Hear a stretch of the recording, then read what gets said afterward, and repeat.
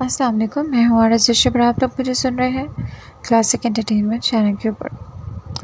آج میں آپ کے لیے لے کر آئی ہوں مجھے جان چاہیے کہ سرپرائز ایپیسوڈ، جیسے میں نے آپ سے وعدہ کیا تھا۔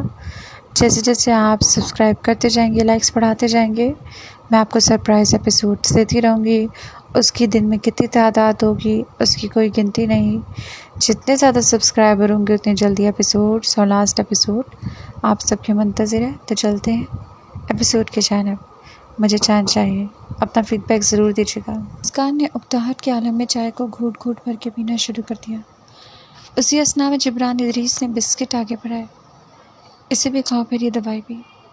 وہ گولیوں کا پتہ اس کے آگے سرکاتے ہوئے گمبھیر لہجے میں بولا، جو خون کی طرح اس کی رگوں میں دوڑنے لگی تھی۔ صرف آرڈر دینا آتا ہے سڑے ہوئے کریلے کو۔ وہ ترچھی نگاہوں سے اسے دیکھتے ہوئے بولی، جو مصروف سے انداز میں لیپ ٹاپ پر کچھ ٹائپ کر رہا تھا۔ جو بھی بولنا ہے میرے منہ پہ بولا کرو، ایسے دل میں بولنے سے کیا فائدہ؟ وہ مسحور کن لہجے میں بولا، جس کے لہجے کی گمبھیرتا اور اتار چڑھاؤ کے بیچ و خم میں وہ کھوئی جا رہی تھی۔ ہاں، تو مجھے بہانے سے بھیج کر میری ہونے والی بیوی کے ساتھ چائے انجوائے کی جا رہی ہے۔ Not bad. وہ انتہائی ناپسند انسان کے آواز پر چونکا جسے ضبط سے سنتا جبران ادریس اپنے لیپ ٹاپ کو بند کرتا اس کی سمت متوجہ ہوا۔ تم سے مطلب؟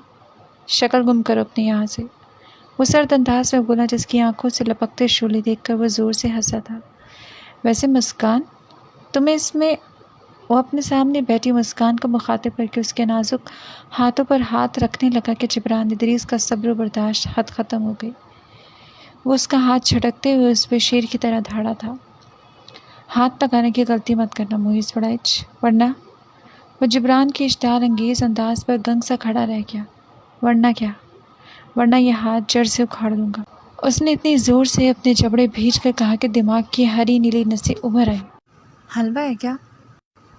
وہ ماتھے پر بل ڈالے دانتوں کو کچکچا کے بولا، ہاں حلوہ ہے سب میرے لیے۔ اور تو بھی آئندہ اپنی گندی زبان یا نظر سے میرے یا میر سے جڑے کسی بھی انسان کے بارے میں بکواس کی تو میں تجھے اگلے جہان پہنچانے میں لمحہ نہیں لگاؤں گا، اور میری بیوی کے بارے میں خاص طور پر۔ موئز وڑائچ شوق سے رہ گیا، جو شعلے بھر آنکھوں سے اسے دیکھتے ہوئے مسکان کے سم پلٹا۔ چلو مسکان۔ وہ مسکان کا ہاتھ مضبوطی سے تھامے ہوئے اپنی پراڈو کی جانب بڑھ گیا، جو لرزتے وجود کے ساتھ جا کر فرنٹ سیٹ پر بیٹھ گئی۔ اس کی ڈرائیونگ سے اندازہ ہو رہا تھا کہ وہ اس وقت کتنے اشتعال میں ہے۔ کچھ دیر بعد اس نے گاڑی گھر کے پورچ میں روکی۔ ادریس، مجھے کراچی جانا ہے، آخر آپ میری ٹکٹ کیوں نہیں کرواتی؟ ریحانہ سوالیہ نظروں سے انہیں دیکھنے لگی، جو اسے مسلسل نظر انداز کر رہی تھی۔ وہاں کسی کے پاس جانا ہے؟ سارا تمہارا خاندان یہاں رہتا ہے، میرا سارا خاندان یہاں اور باہر کے ملکوں میں۔ لے دے کر ایک بڑا بھائی ہے جسے تم اس قابل نہیں سمجھتی کہ ان سے ملنے جاؤ، تو پھر بتاؤ کس کے پاس بھیجوں؟ ادریس علی پچھلے 2 دنوں سے یہی تکرار سن سن کر کلس کے بولے۔ اتنی لمبی تقریر سنانے کے بجائے اگر میری 2 لفظی بات سن لیتے تو گلا نہیں دکھنا تھا آپ کا۔ خیر، شاید اب بھول گئے کہ میں یاد دلا دوں، وہاں خیر سے میرا بیٹا رہتا ہے، مجھے اس کے پاس جانا ہے۔ وہ 2 ٹوک انداز میں بولی۔ ریحانہ، اسے ڈسٹرب کرنے کے بجائے پہلے پوچھ لو، وہ سال کے 12 مہینے تو آؤٹ آف کنٹری ہوتا ہے، کیا معلوم اس کا کوئی پلان ہو۔ وہ اپنے ماتھے پر آئے پسینے کو صاف کرتے ہوئے بولے، یعنی کچھ تو مسئلہ ہوا ہے وہاں جو آپ مجھے جانے نہیں دینا چاہتے۔ خیر، میں اپنے بھائیوں سے کہہ کر انتظام کرواتی ہوں، اب تو ضرور جانا پڑے گا۔ کہیں اس پچھل بیری کی بیٹیوں نے میرے بیٹے کو پسا تو نہیں لیا؟ کیسی فضول باتیں کرتی ہو ریحانہ، اگر تمہارے ذہن میں بھی ایسے باتیں گردش کرتی ہیں تو اس کا مطلب تمہاری ذہنیت ہی خراب ہے۔ خیر، میرا کام تھا سمجھانا، آگے تمہاری مرضی۔ ادریس علی کے سنجیدہ لہجے میں چھپا طنز ریحانہ کو سلگا گیا۔ وہ تن فن کرتی ہوئی کمرے سے واک آؤٹ کر گئی۔ کریم، ڈرائیور کو بھیج کر دادو اور تائی کو یہاں لے کر آؤ، اور نیچے والے گیسٹ روم کو صاف کرواؤ۔ وہ سیڑھیوں میں کھڑا ہو کر اونچی آواز میں بولا، جو بوتل کی جن کی طرح اس کے سامنے آ گیا۔ جی سر جی۔ چلو۔ وہ ہاتھ بڑھا کر اسے اپنے ساتھ لیے چلنے لگا۔ مسکان کو بازو سے تھام کر اپنے کمرے میں لا کر دروازے کو بند کیا۔ اس نے اتنی زور سے اپنے جبڑے بھیجے ہوئے تھے کہ دماغ کی ہری نیلی نسیں ابھر آئی تھیں۔ کافی دیر تک خاموشی کا راج رہا کمرے میں۔ دونوں نفوس گویا پتھر کے ہو گئے تھے۔ جب جبران کی نظر دیوار کے سہارے کھڑی مسکان پہ پڑی جو اس کے دیکھنے کے انداز سے شدید خوفزدہ ہوئی، منجمد نظروں سے اسے تکنے لگی۔ میں نے کچھ نہیں کیا جبران بھا، میں تو وہ آپ چائے پی رہی تھی۔ وہ ہولے ہولے چلتا ہوا بالکل اس کے پاس آ ٹھہرا اور بغور اس کا خوبصورت چہرہ دیکھنے لگا، جو سر جھکائے اپنے ہاتھوں کو گھورتے ہوئے ہکلا کر بولی تھی۔ جبران ادریس نے بلا ارادہ، بے ساختہ اس کا خوبصورت چہرہ اپنے مضبوط ہاتھوں میں تھام لیا۔ مسکان کو اس وقت اپنی جان جاتی ہوئی محسوس ہو رہی تھی، جو ڈر و خوف کی وجہ سے کپکپا رہی تھی۔ اب تک جو رویہ اس نے مسکان کے ساتھ روا رکھا تھا، ایک طویل دیوار ان دونوں کے درمیان حائل تھی، جسے توڑنا جبران ادریس کے لیے تھوڑا مشکل تھا، پر ناممکن نہیں۔ جبران پلیز، میں نے کچھ نہیں کیا۔ جہاں پہلی بار آج مسکان نے ان آنکھوں میں اپنے لیے محبت کا تھاٹے مارتا سمندر دیکھا تھا، وہیں دوسرا ان آنکھوں میں اپنا عکس دیکھ کر ضدی دل چھوٹی سی شرارت پر مائل ہوا تھا۔ جبران ادریس نے اس کے ہلتے گلابی لبوں پر اپنی انگشت شہادت رکھ دی، جس سے مسکان کے پورے جسم میں برگی سی دوڑ گئی۔ اس نے اپنے ضدی دل کی ضد پر لبیک کہتے ہوئے پورے استحقاق سے اس کی روشن پیشانی پر اپنے لبوں سے مہر لگائی تھی، جس سے مسکان کا دل پسلیاں توڑ کے باہر نکلنے والا تھا۔ اس کا یہ عمل بالکل بے اختیاری تھا، جس پر اسے بالکل بھی پچھتاوا نہ تھا۔ تم مجھ سے خوفزدہ کیوں؟ وہ انداز صرف معیز کے لیے تھا۔ ایک تمہیں تو سارے اختیارات ہیں مجھ پر مسکان جبران۔ مسکان نے اپنی آنکھیں میچ لی تھی۔ اسے بالکل امید نہیں تھی جبران کی اس حرکت سے۔ وہ تو ہمیشہ سے اسے خود کو ڈانٹتے ہوئے روبدار دبنگ انداز میں دیکھتی چلی آ رہی تھی۔ اس کے لیے اس کا یہ انداز بالکل پتلا پتلا سا تھا۔ وہ معیز سب کو بول دے گا۔ مسکان نے ان آنکھوں میں جھانکنے کی قطعی کوشش نہ کی تھی، جس میں اس نے آج ایک بدلا ہوا جہان دیکھا تھا۔ کچھ بھی نہیں کہے گا، وہ میں خود دیکھ لوں گا سب کو۔ اس کے ذہن کے پردے پہ کچھ دیر پہلے والا منظر فلم کی طرح چلنے لگا، جسے سوچ کر اس نے اپنی مٹھی کو زور سے بھیجا۔ چہرے پر بے حد سنجیدگی نے گہراؤ کر لیا تھا۔ آنکھوں کی چمکتی روشنی مدھم پڑ گئی، جہاں چٹانوں سی سختی چھا گئی تھی۔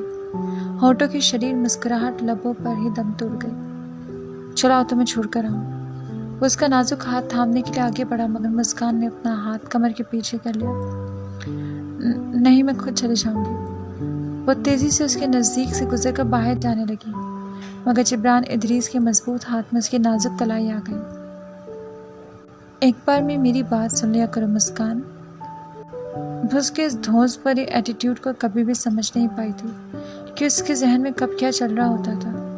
وہ اس کا ہاتھ تھامے استحقاق سے اپنے کمرے سے نکل کر راہداری میں لے آیا، جہاں تنویر ہاتھ میں سگریٹ تھامے مسکان کو جبران کے کمرے سے باہر نکلتا دیکھ کر چونکا تھا۔ مسکان، تایا ابو کیسے ہیں؟ تنویر نے جبران ادریس کو نظر انداز کرتے ہوئے پوچھا، جس کا جواب مسکان کے بجائے جبران کی جانب سے آیا۔ جو بھی بات کرنی اب صبح کرنا، یہ سونے کا وقت ہے۔ جا مسکان اپنے کمرے میں۔ وہ اس وقت ایک روبوٹ کی مانے جبران ادریس کی ہر بات مانتی جا رہی تھی۔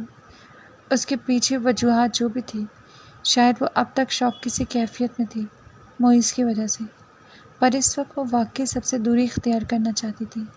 ایک ایسے جہان میں جانا چاہتی تھی جہاں صرف سکون ہو، ایک خاموشی ہو۔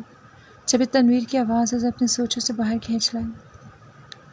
کسی ڈراؤنے خواب کے سائے تلے اس کی آنکھ کھل گئی۔ اپنے تیز ہوتی دھڑکن کو پس پش ڈال کر اس نے اطراف کا جائزہ لیا اور یہ دیکھ کر خاصا مطمئن ہوا کہ وہ خواب دیکھ رہا تھا۔ اس نے اپنے چہرے پر آیا پسینہ پوچھا اور ہاتھ بڑھا کر ٹیبل لیمپ آن کر دیا، مگر دل کو پھر بھی تسلی نہ ہوئی کہ وہ ٹھیک ہے کہ نہیں۔ اذلان حیدر پریشانی کے عالم میں بستر سے نکل آیا، کرسی پر رکھی اپنی ٹی شرٹ پہن کر پیروں میں سینڈل پہننے لگا، پھر آندھی طوفان بنا اس کے ہاسٹل کی جانب بڑھنے لگا، جہاں گارڈ کے رجسٹر میں اپنی ساری انفارمیشن لکھا کر وہ زینے کی سمت چلنے لگا۔ مسلسل ہوتی دستک اور فون کی بجتی بیل نے اناجاز کو نیند سے بیدار کر دیا۔ وہ ہڑبڑا کر اٹھ بیٹھی۔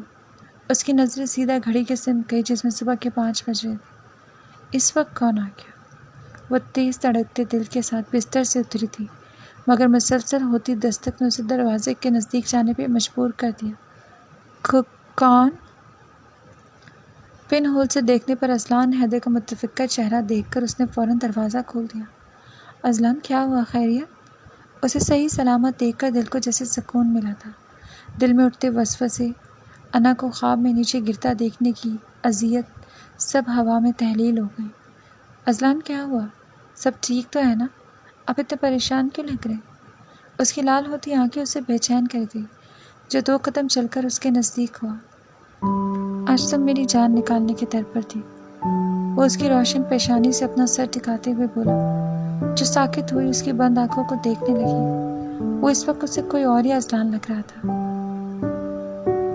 انہیں محسوس کرو نا، تمہیں کھونے کے ڈر سے یہ کیسی بے قرار ہے۔ جذبات سے چور سرگوشی انا کے تنفس کو تیز کر گئی، جو اس کا نازک ہاتھ اپنے دل کے مقام پر رکھے پرسکون ہو گیا۔ I am so deadly afraid to losing you and Aslan۔ میں سب کچھ برداشت کر سکتا ہوں، پر تم سے ایک لمحے کی بھی دوری برداشت نہیں کر سکتا۔ اس کی قربت اسے حواس باختہ کرنے لگی، جس کی سرگوشیاں بے تکلفی سے اسے حکایت دل سنا رہی تھی۔ وہ غیر ارادی طور پر اس سے پیچھے سرکی، مگر دوسرے ہی لمحے اس کا سرد و اداس ہاتھ اذلان حیدر کی گرفت میں تھا۔ وہ اس کی گہری نظروں کو اپنے وجود پر متحرک محسوس کر سکتی تھی۔ اذلان،